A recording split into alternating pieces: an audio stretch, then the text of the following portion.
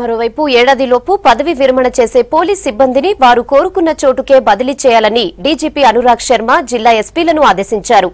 జిల్లాల పునర్వ్యవస్థీకరణలో భాగంగా జరుగుతున్న అభివృద్దిపై జిల్లా ఎస్పీలతో వీడియో కాన్ఫరెన్స్ నిర్వహించారు డీజీపీ.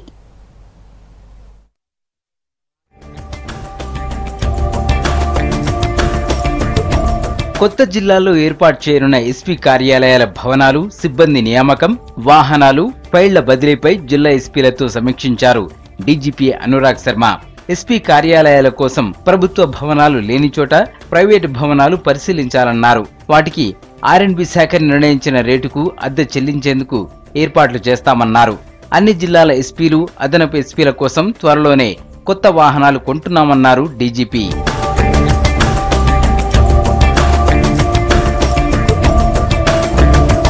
ఎస్పీ కార్యాలయాల ఏర్పాటు కోసం ప్రతి జిల్లాకు ప్రభుత్వం 50 లక్షలు మంజూరు చేసిందన్నారు డీజీపీ.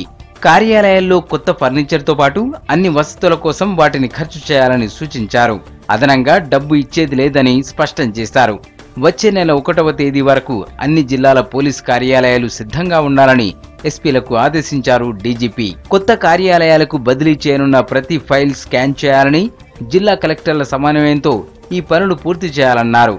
ఆదిలాబాద్, ఖమ్మం, వరంగల్, కరీంనగర్ జిల్లాలలో సింగరేణి సంస్థకు చెందిన కొన్ని భవనాలు అందుబాటులో ఉంటాయని, వీటిని పోలీసు కార్యాలయాల కోసం వాడుకునేందుకు సింగరేణి సీఎండీతో మాట్లాడతానన్నారు.